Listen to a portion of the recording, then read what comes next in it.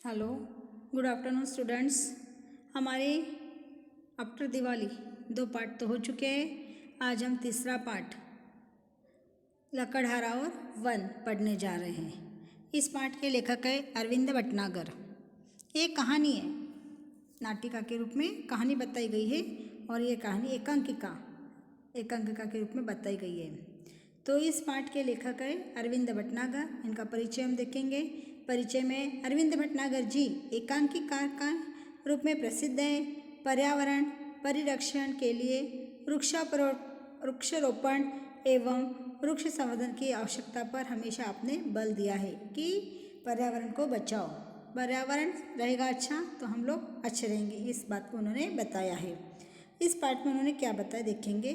प्रस्तुत एकांकिका में लेखक ने मेहनत, ईमानदारी एवं छोटे परिवार का महत्व समझाया है। आपका कहना है कि पेड़ पौधों से हवा, पानी, फल मिलते हैं, अतः हमें पेड़ पौधों का, वनों का संरक्षण करना चाहिए, है ना। तो इस पाठ के अंदर बताया है कि वनस्पति पेड़ को बचाओ, पेड़ लगाओ, ये उन्होंने बताया है। देखो, पात्र परिचय दिया है।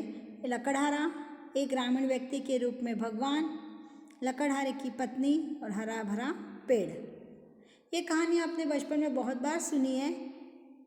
वही कहानी आपको पाठ के रूप में यहाँ दी गई है।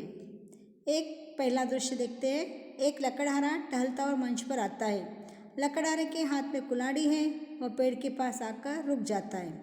लकड़हारा पेड़ को देखकर, चलो आज हम इसी पेड़ को काटें, इससे आज की रोटी का इंतजाम हो जाएगा।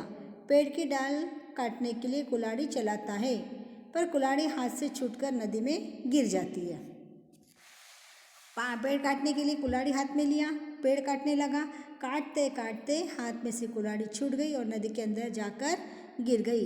जब दुखी स्वर में, कैसे काटूंगा, कैसे आज को मेरे बाल बच्चों को पालन पोषण में करूँगा, चिंतित था वो, दुखी स्वर में था। हे भगवान, मेरी कुल्हाड़ी पानी में गहरा मेरी कुल्हाड़ी, पानी तो गहरा है, तैरना आता नहीं, कैसे काटूंगा, क्या बेचूंगा, आज बच्चे क्या खाएंगे। इसी बीच भगवान ग्रामीण व्यक्ति के वेश में धारण मंच पर आते हैं। बड़े दुखी लग रहे हो, क्या हुआ। दुख भरे सर, क्या कहूँ भाई, अचानक मेरी कुल्हाड़ी नदी के गहरे पानी में गिर पड़ी, मेरा तो सब कुछ चला गया। हाँ भाई, तुम्हारा तो कहना ठीक है भाई, तुम मेरी मदद करो तो बड़ा उपकार होगा। लकड़हारा ग्रामीण कहता है, ठीक है, तुम दुखी मत हो, मैं कोशिश करता हूँ। वह कहकर ग्रामीण नदी में कूदा और एक चांदी की कुल्हाड़ी निकालकर बाहर लाया। अरे भाई, तुम कितने भाग्यवान हो, ये लो तुम्हारी चांदी की कुल्हाड़ी। नहीं भाई, ये मेरी कुल्हाड़ी नहीं है। ठीक है, एक बार कोशिश करता हूँ। फिर नदी में कूदता है, फिर सोने की कुल्हाड़ी बाहर निकाल कर लाता है। क्या मिल गई कुल्हाड़ी? अरे भाई, ये लो, मिल गई आपकी कुल्हाड़ी, ये लो सोने की। नहीं भाई, मैं तो बहुत गरीब हूँ, ये सोने की कुल्हाड़ी तो नहीं है। वो कोई भी प्रकार की कुल्हाड़ी हाथ में लेता नहीं है। देखो, गरीब व्यक्ति ज़रूर है, पहले उसने अपने लोखंड की कुल्हाड़ी थी, वही कुल्हाड़ी मांगना चाहता था, लेकिन उसके जो भगवान के रूप में जो आया था व्यक्ति, ग्रामीण व्यक्ति, वो नदी में कूदा और नदी में कूदने के बाद में उसने सबसे पहले चांदी की कुल्हाड़ी बाहर निकाली। ये लो भाई तुम्हारी कुल्हाड़ी। तो कहते, वो क्या कहता है, नहीं, यह मेरी कुल्हाड़ी नहीं है, मुझे नहीं चाहिए। देखो उसकी ईमानदारी कितनी थी, उसके अंदर सच्चाई कितनी थी। नहीं, ये मेरी कुल्हाड़ी नहीं है, मैं गरीब व्यक्ति हूँ, मेरे पास में सोने और चांदी की कुल्हाड़ी कहाँ से आएगी। बाद में उसने सोने की निकाला, उसने लिया नहीं। अस्वस्थ था, बेचैन था कि मेरी कुल्हाड़ी नहीं मिल रही है। फिर उसने तीसरी बार फिर से प्रयत्न किया, और जब उन्होंने तीसरी बार प्रयत्न किया, क्या कह रहे हैं वो देखो, नहीं भाई, मैं तो बहुत गरीब हूँ, यह सोने की कुल्हाड़ी तो मेरी नहीं है। खैर, जाने दो भाई, तुम मेरे लिए कितने कष्ट उठाओगे, अब रहने दो। नहीं भाई नहीं, इसमें कष्ट की क्या बात है, मुसीबत के समय एक दूसरे के काम आना तो हमारा धर्म है। मैं एक बार कोशिश करता हूँ। ग्रामीण नदी में कूदा और लोहे की कुल्हाड़ी निकालता है। लो भाई, यह बार तो यह लोहा ही हाथ लगा है। अपने लोहे की कुल्हाड़ी देखकर खुश हो उठता है। तुम्हारे उपकार मैं जीवन भर नहीं भूलूंगा, भगवान तुम्हें सुखी रखे। क्या कह रहा है कि भगवान तुम्हें सुखी रखे, तुम्हारी यह कुल्हाड़ी है, मुझे जीवन भर मैं नहीं भूलूंगा, तुमने मेरी कुल्हाड़ी मुझे लाकर दे दी है। देखो कितनी अच्छी बात बताई गई इसके अंदर। तो उसने अपनी कुल्हाड़ी लिया और बहुत खुश हो गया। वो अपनी लोहे की कुल्हाड़ी लेकर बहुत खुश हो और कहता है कि मैं तुम्हारे उपकार कभी नहीं भूलूंगा। वह क्या, मेरी एक बात समझ में नहीं आई। ग्रामीण क्या कहता है उसको कि मेरे को एक बात समझ में नहीं आई, ऐसी क्या बात है कि तेरे को सोने की दिया लिया नहीं, चांदी की दिया लिया नहीं, ऐसे क्या है। कहता है मैंने तुम्हें पहले चांदी की कुल्हाड़ी दी, फिर सोने की दी, तुमने नहीं ली, ऐसा क्यों। उसने दूसरे की चीज़ को अपनी कहना ठीक नहीं है। मेहनत और ईमानदारी से मुझे जो भी मिलता है वही मेरा धन है। क्या कहता है लकड़हारा कि मेहनत और अपनी किस्मत से जो मुझे मिलता है वही मेरा धन है, दूसरी चीज़ में लेना नहीं चाहता, मुझे नहीं चाहिए। और ऐसा कर इतना बोलता है उसको और वहाँ से वो ग्रामीण चला जाता है। ग्रामीण चला जाता है, भगवान के रूप में मंच पर फिर से आता है, जाकर फिर से आता है वापस वो।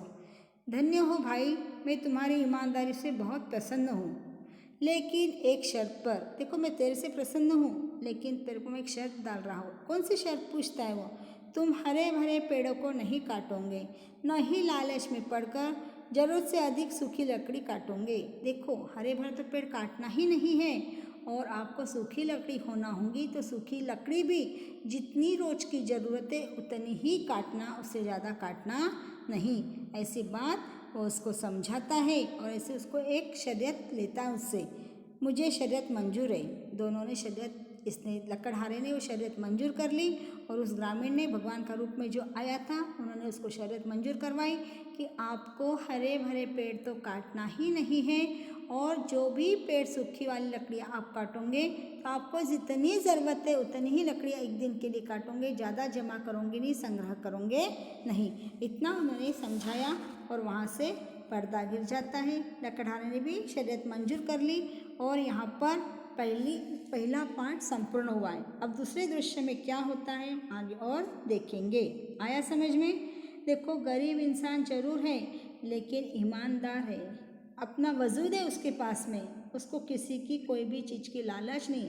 पर ना वो तो सोने की भी हाँ कह सकता था और चांदी की भी हाँ कह सकता था, लेकिन उसने वैसा काम नहीं किया, क्योंकि ईमानदार व्यक्ति दूसरे की चीज़ के ऊपर नज़र तक नहीं रखता, हाथ लगाना तो दूर की बात है।